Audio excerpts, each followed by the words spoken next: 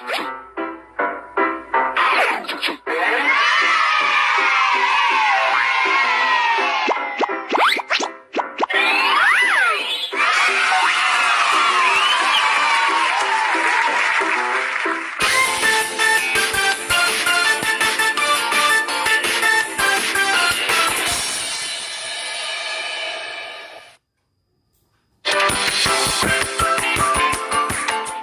kita bersihin sepeda hari ini. Ayo, Kak. Ayo.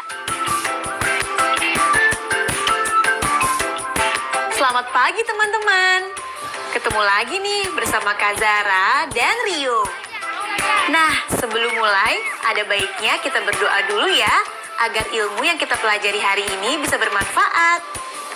Amin. Jelas ya. Hari ini kita akan mempelajari lebih dalam kegunaan dari aliran energi di kehidupan sehari-hari kita. Sebelumnya, Kak Zara ingin bertanya nih, siapa yang mencuci baju di rumahmu? Perlu diingat lagi ya teman-teman, kalau kita harus belajar untuk menghemat air. Bagaimana sih caranya? Yang pertama, gunakanlah air secukupnya sesuai kebutuhan kita. Matikan keran jika selesai dipakai. Kemudian, kita bisa menggunakan air bekas cucian beras untuk menyirami tanaman. Dan yang terakhir, kita bisa menampung air hujan untuk menjadi cadangan air.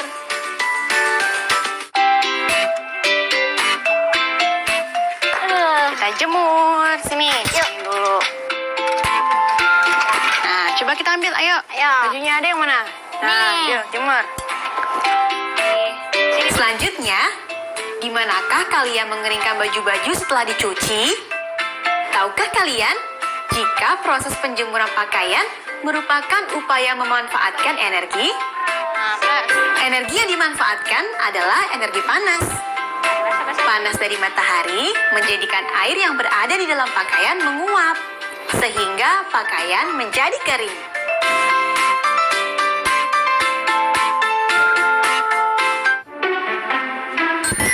Teman-teman, aku mau mengingatkan lagi nih, kalau nanti kita akan melakukan proyek mingguan bersama-sama.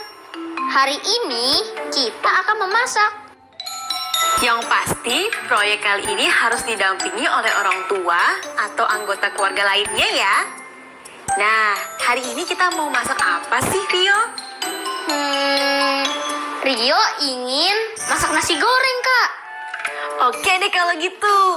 Tapi sebelum mulai memasak, kita dengarkan dulu yuk cerita yang berjudul Membuat Apam. Selamat menyaksikan. Selamat menyaksikan, teman-teman.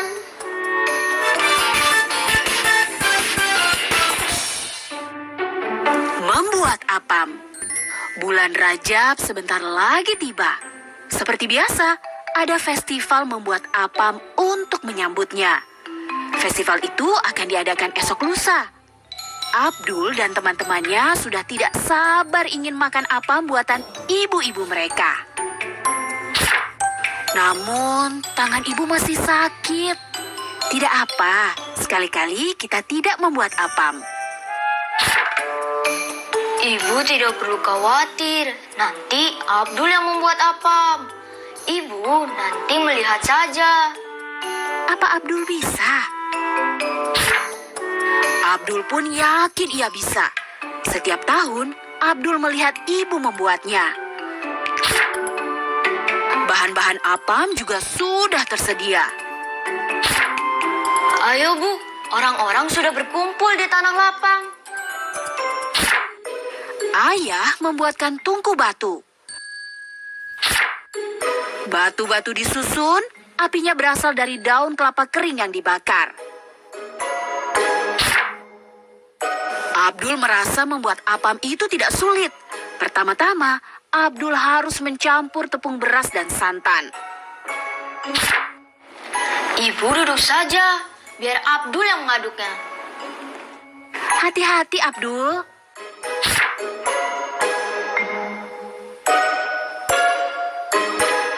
Abdul, pelan-pelan.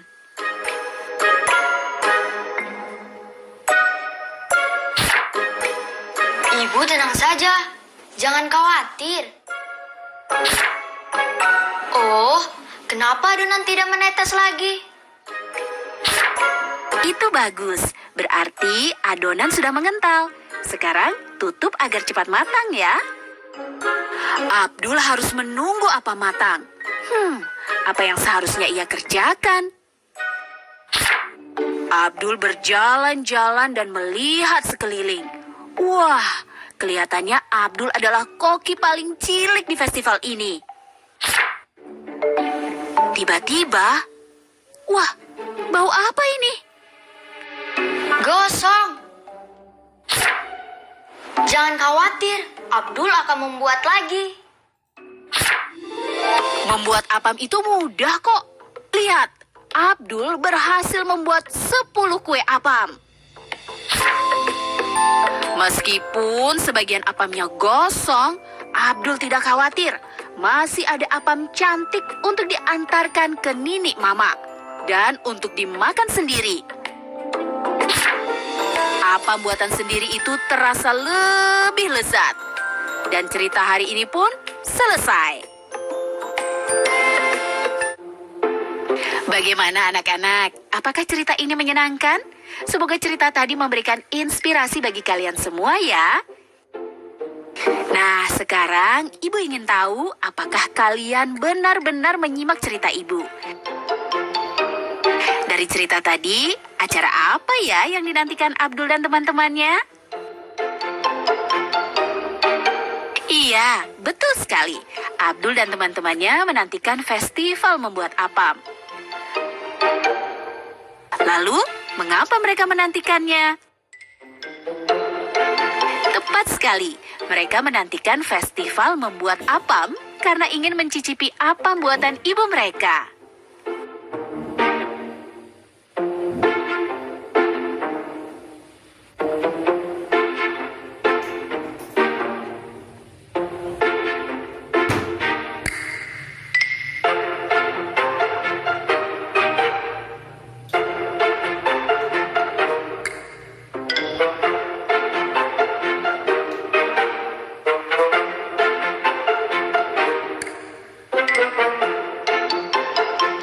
Pertanyaan pertama, mengapa Abdul menggantikan ibu membuat apam?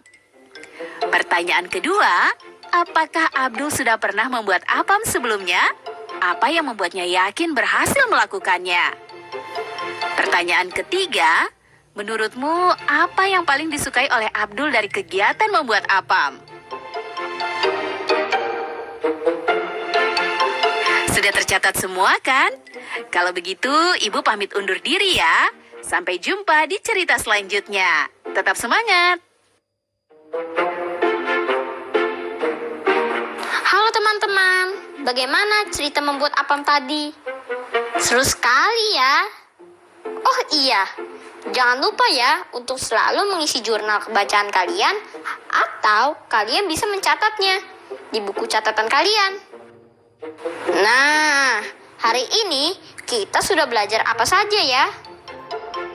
Betul, hari ini kita belajar tentang pemanfaatan energi dan membaca buku cerita yang berjudul Membuat Apam.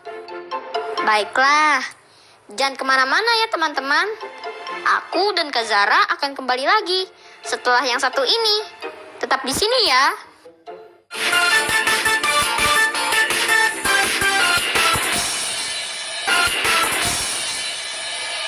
Nah, yuk, sekarang kita akan kembali mengukur minyak dengan gelas ukur. Kali ini, apalagi yang mau diukur, Kak?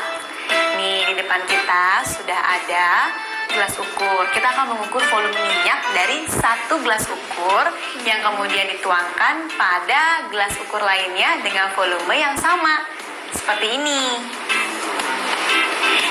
Sebuah gelas ukur berisi 100 ml minyak goreng, kemudian dituangkan pada dua gelas ukur lainnya dengan volume yang sama. Nah, menjadi seperti ini. Berapa mililiter volumenya? Perhatikan ya, gelas ukur ini berisi 100 ml minyak. Permukaan minyaknya ada pada garis keempat. bentuk pecahannya adalah 100 per 4, sama dengan 25 ml. Artinya, satu garis bernilai 25 ml. Jadi, sebuah gelas ukur yang berisi cairan minyak sebanyak 100 ml, jika dibagi dalam 2 gelas ukur dengan volume yang sama, seperti ini.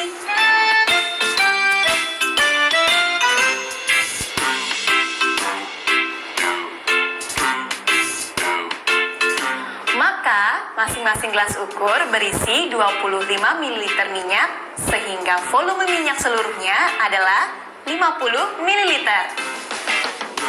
Lalu, bagaimana jika kedua bejana ini dituangkan lagi pada 5 bejana yang sama dengan hasil seperti ini? Berapa mililiter kah volumenya? Wah, berapa ya, Kak? Coba kalian hitung dengan cara seperti yang sudah pernah dicontohkan sebelumnya ya. Baik, Kak. Kalau begitu, ayo kita coba, teman-teman. Perhatikan gambar batang kayu ini. Kita akan membahas nilai pecahan campuran terhadap pecahan biasa dengan menggunakan ilustrasi batang kayu ini. Tahukah kalian, batang kayu ini bernilai 2 per 4. Tapi berapa ya nilainya jika diubah ke dalam bentuk pecahan biasa?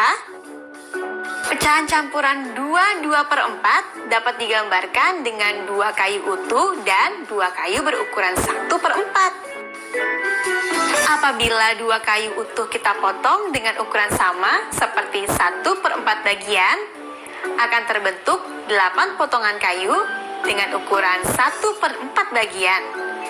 Sehingga dapat dinyatakan 8 per 4 bagian.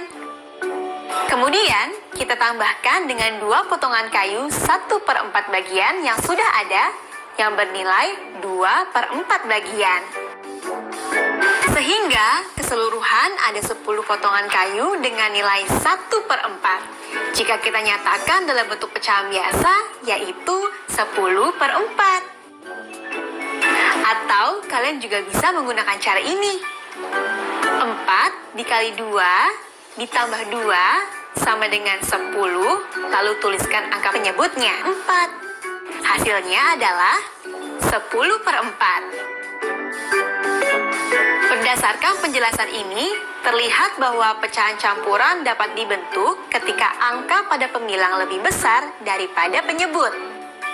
Contoh, 3 per 2 menjadi 1 per 2, dan 2 per 4 menjadi 10 per 4. Nah, teman-teman, lalu bagaimana nilai pecahan biasa terhadap pecahan campuran?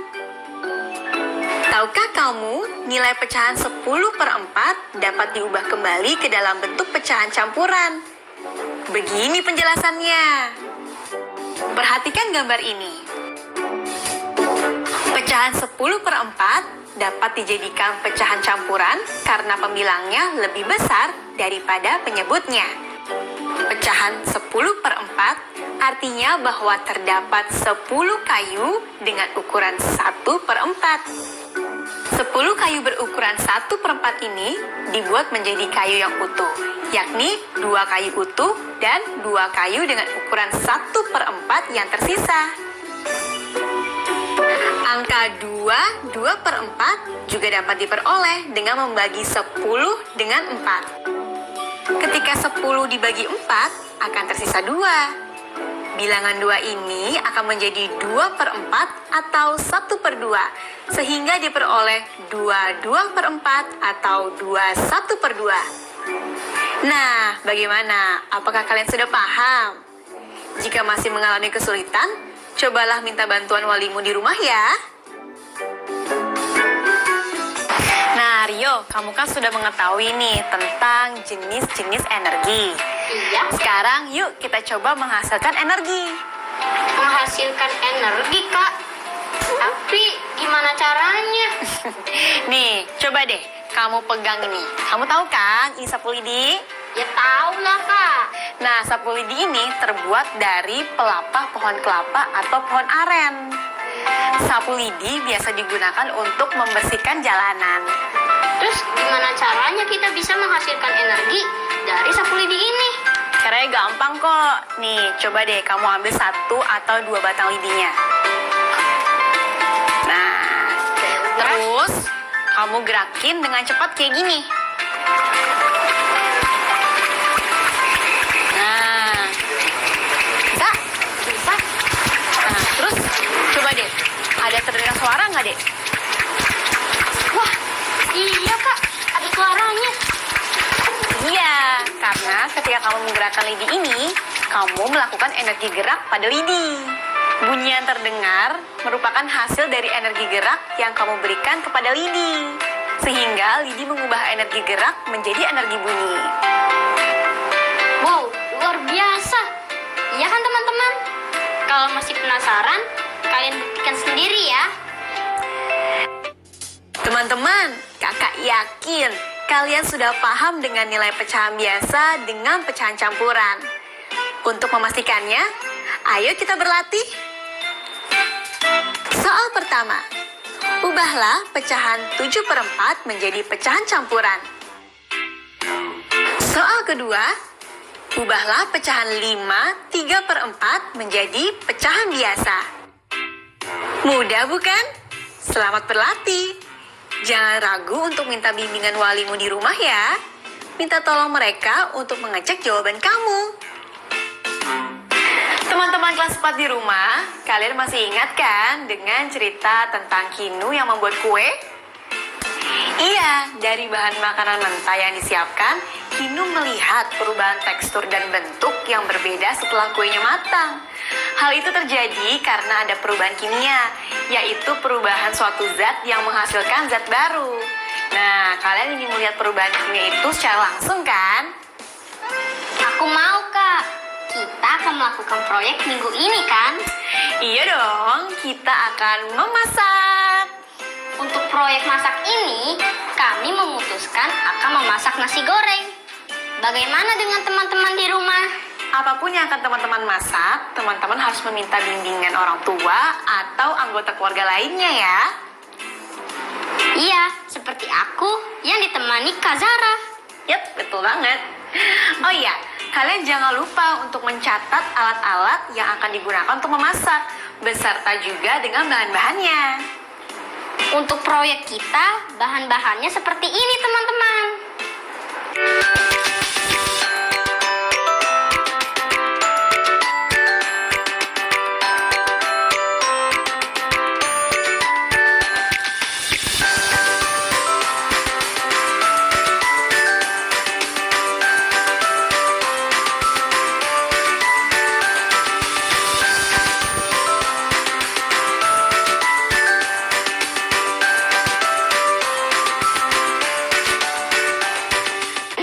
Selama memasak, cobalah kalian perhatikan perubahan energi apa saja yang terjadi.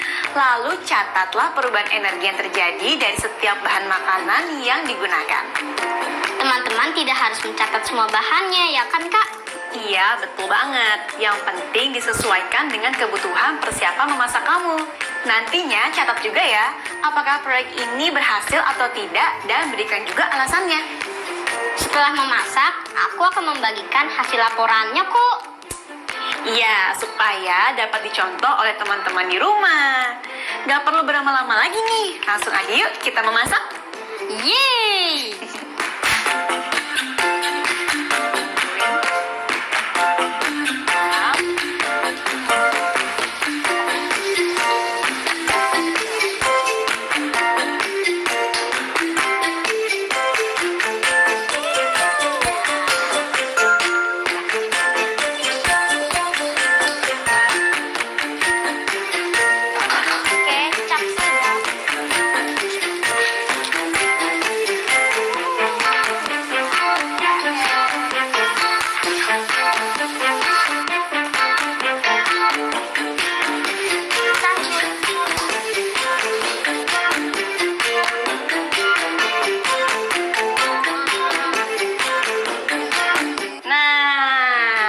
Sudah jadi deh nasi gorengnya.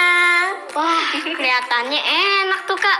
Ya dong, nanti kita makan bareng ya Dek. Iya, Kak. Nah, sekarang boleh nih Rio, kamu bagikan hasil laporan kamu ke teman-teman yang ada di rumah. Oke, Kak. Jadi, untuk proyek minggu ini, alat-alat yang kugunakan adalah 1. Gas LPG dan kompor. Nomor 2, wajan dan sodet. Kemudian, perubahan energi yang terjadi saat menggunakan kompor adalah energi kimia menjadi energi panas. Kemudian, aku juga buat penggunaan bahan yang kaitannya dengan pecahan seperti ini. Telur yang kugunakan adalah 2 butir.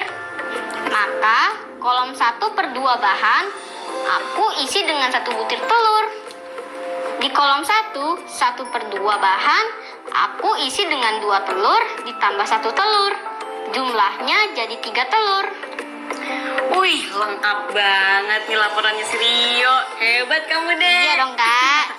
Nah, teman-teman di rumah sudah jelaskan dengan contoh laporannya. Apakah hasil proyek kalian sesuai rencana? Iya, Kak, proyekku sudah sesuai rencana. Aku jadi paham perubahan-perubahan energi yang terjadi di setiap prosesnya. Wah, keren kalau gitu. Ya udah, kalau gitu kita bawa nasi gorengnya yuk ke ruang makan. Ayo, Kak. Enak banget tuh, Kak. Teman-teman, ini dia materi yang sudah kita pelajari hari ini. Jangan lupa untuk kembali diulas ya, bersama teman atau keluargamu. Alhamdulillah, kegiatan belajar hari ini sudah selesai, Kak. Iya, alhamdulillah ya Rio. Teman-teman, sekian dulu ya perjumpaan kita hari ini. Jangan lupa dikerjakan soal-soal latihannya. Ingat selalu ya untuk menjaga kesehatan, menjaga jarak, dan memakai masker. Sempatkan juga untuk berolahraga dan selalu makan makanan bergizi. Kami pamit undur diri dulu ya. Sampai jumpa. Dadah!